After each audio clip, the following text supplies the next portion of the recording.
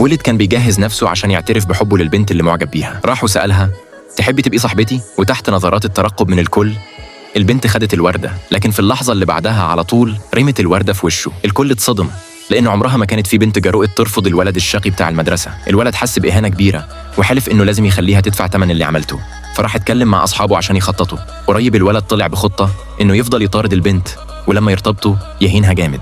كل أصحابه شافوا إن الخطة دي بيرفكت. ولما بدأ الحصص الولد حاول يتقرب من البنت، لكن البنت حذرته وقالت له: لو فضلت تزن كده يا إما أطلعك بره ضرب يا إما تسكت لوحدك.